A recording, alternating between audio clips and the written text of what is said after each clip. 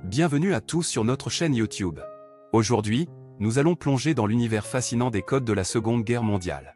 Vous vous demandez peut-être comment les messages secrets étaient envoyés et reçus pendant cette période critique de l'histoire. Eh bien, ne cherchez plus. Dans cette vidéo, nous allons découvrir les secrets du chiffrement et du déchiffrement utilisés pendant la guerre.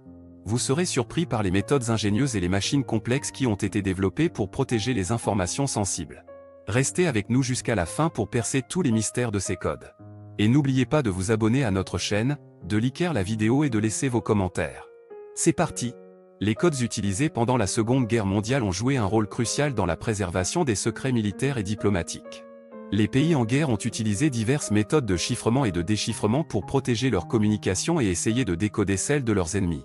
Dans cet article, nous explorerons les secrets fascinants du chiffrement et du déchiffrement des codes pendant la Seconde Guerre mondiale.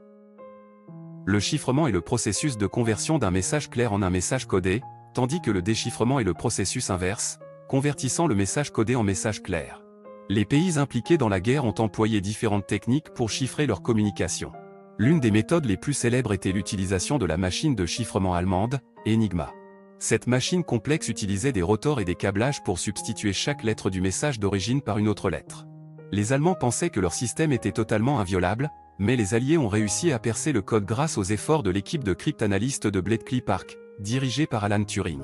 Ces codebreakers ont utilisé des machines appelées aux bombes pour tester différentes combinaisons possibles et trouver les positions des rotors pour chaque message intercepté. Mais Enigma n'était pas le seul moyen de chiffrement utilisé pendant la guerre. Les Américains ont développé leur propre système de chiffrement appelé SIGABA, qui utilisait des disques rotatifs pour substituer les lettres. Il était réputé pour être inviolable et n'a jamais été déchiffré par l'ennemi. Les Japonais, quant à eux, utilisaient le code japonais de la marine, connu sous le nom de JN25.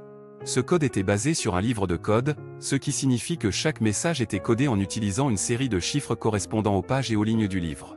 Ce système était extrêmement difficile à décoder, mais les Américains ont réussi à le faire avec l'aide précieuse des Navajo Code Talkers, des Amérindiens qui ont utilisé leur langue native comme code non déchiffrable. Outre les machines de chiffrement, d'autres méthodes ont également été utilisées pour protéger les communications. Par exemple, les messages pouvaient être transmis par des opérateurs radio qui utilisaient des codes vocaux spécifiques pour éviter d'être interceptés par les ennemis.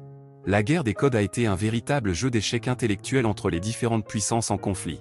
Chaque côté cherchait constamment à améliorer ses méthodes de chiffrement et à briser les codes ennemis.